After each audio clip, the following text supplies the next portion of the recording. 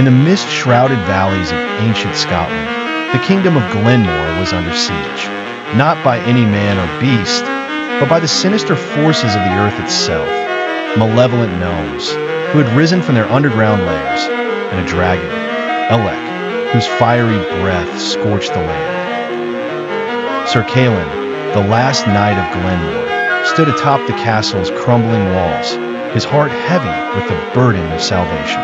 A prophecy whispered through the ages spoke of a legendary sword, Braelthorn, the only weapon capable of slaying Ailech and sealing the gnomes back into the depths. Yet Braelthorn did more than just that. It was said that upon wielding it, a knight's soul would be tethered to it, allowing him to return from the brink of death once, a precious boon against the insurmountable foe. Embarking on his perilous quest, Caelan traversed lands veiled in eternal gloom. The moors stretched endlessly, thick with an eerie fog, as whispers of torment seemed to follow his every step.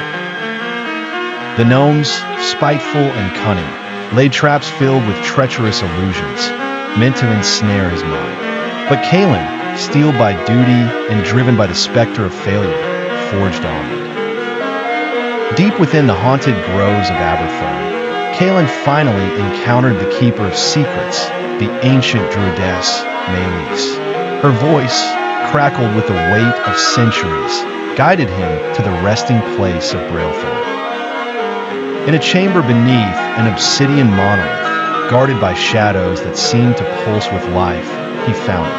The sword, its edge shimmered with an ethereal glow, the carvings of serpentine dragons along the hilt speaking of a history long forgotten. With Braelthorn in hand, Caelan knew the time had come to face Ailech. The dragon awaited him atop the tormented, fiery peaks, where the air itself seemed to burn.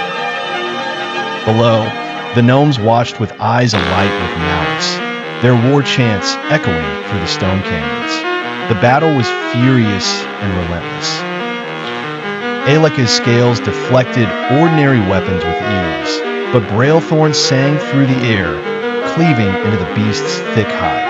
Caelan fought valiantly, the fabled blade weaving a tapestry of light and death. But as predicted, the fight demanded the ultimate sacrifice.